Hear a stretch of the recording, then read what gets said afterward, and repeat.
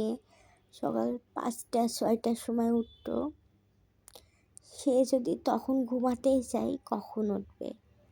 মানে আমিও কেমন পাগলের মতো হয়ে যাই। কিন্তু আমার একটাই নেশা, আমার ওর সাথে কথা বলতে হবে। এই নেশায় আমি তার সাথে কথা বলি। এইভাবে চলে ১ মাস, ২ মাস, ৩ মাস, ৪ মাস আমার কাটে। একদিন হঠাৎ করে সে আমাকে একটা ভয়েস মেসেজ পাঠায়। সে আমাকে বলে যে সে আমাকে দেখতে চায়। আমিও কোনো কিছু না ভেবে তার সাথে কথা বলি। সে ভিডিও কল দেয়, তার সাথে ফার্স্ট কথা, তাকে দেখা, ভালো লাগা, প্রেমের সূচনা হওয়া সবই হয়। এতদিন কিন্তু কথা হয়েছে কিন্তু প্রেম হয়নি। কারণ তার কথায় আমি পাগল হয়ে গেছি। এরপর তাকে আমার ভালো লাগে। তাকে আমি বলি যে হ্যাঁ, আমার তোমাকে ভালো লাগছে। সে বলে সে আজকে এত খুশি হয়েছে, সে কোনোদিনও এত খুশি হয়নি। সে আমাকে অনেক ভালোবাসে, আমার সাথে থাকবে, সে আমাকে আশা দেয়। এরপর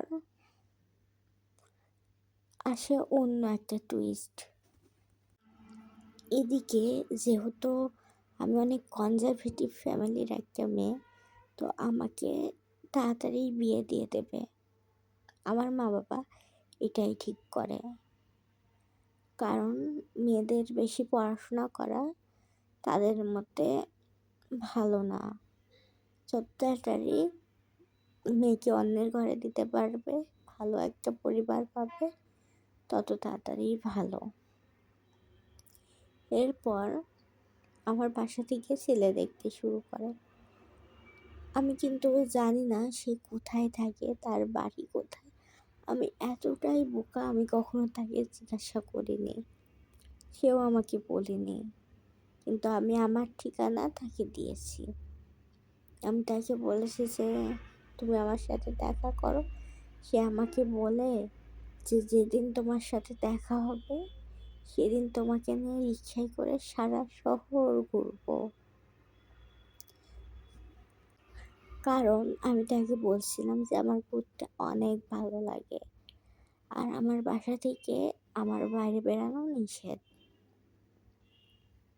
এইভাবেই সে আমাকে অনেক কথা বলে যে তোমার সাথে আমার যখন দেখা হবে, তোমার সাথে আমার যখন বিয়ে হবে, দেখা করবো আমরা, কিংবা হচ্ছে বিয়ের পরে, যখনই হোক আমি তোমাকে সুযোগ পেলেই ঘুরতে নিয়ে যাব।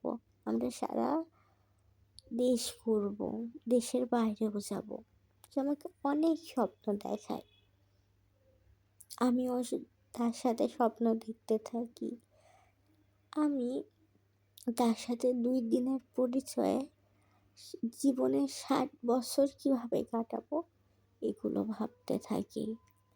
কিন্তু আমার মাথায় আসে না যে কেন আমি এমন করছি। এগুলো তো ঠিক না, এগুলো তো পাপ, এগুলো তো ভালো না।